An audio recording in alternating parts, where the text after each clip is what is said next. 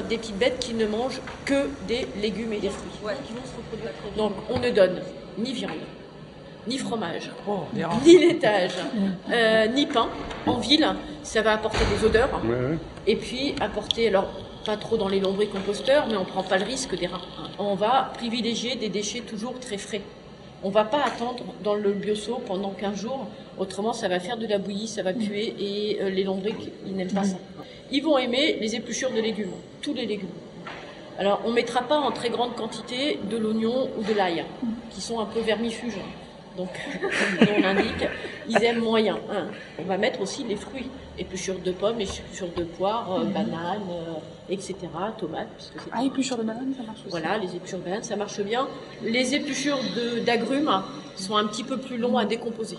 Le risque, c'est que comme c'est assez acide et que c'est très vernissé, du coup, ça va être plus long à décomposer. Si vous en avez beaucoup, mais ça va un peu pourrir. On peut mettre un petit peu de reste de repas. Il reste un peu de pâtes, il reste un peu de riz, un peu de salade.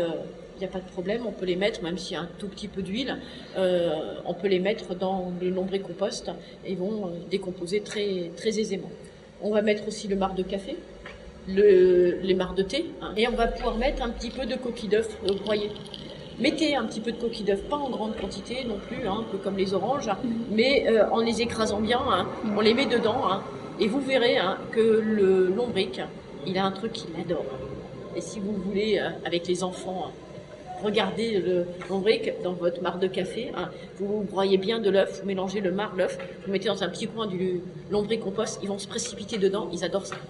C'est leur très bon plaisir.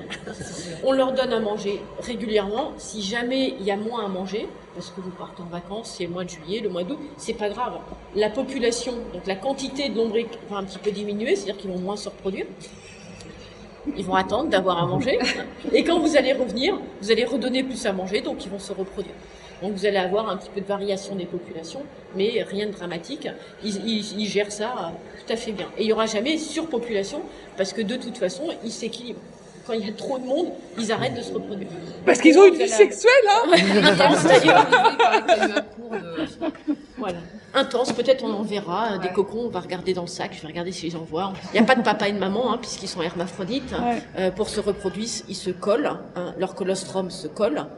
C'est le mot scientifique, et vous avez un anneau, et c'est par cet anneau que vous avez un petit œuf qui sort, et ce petit œuf va donner un bébé lombric va devenir grand, il va se reproduire. Ils vont faire à peu près des petits tous les 3-4 mois.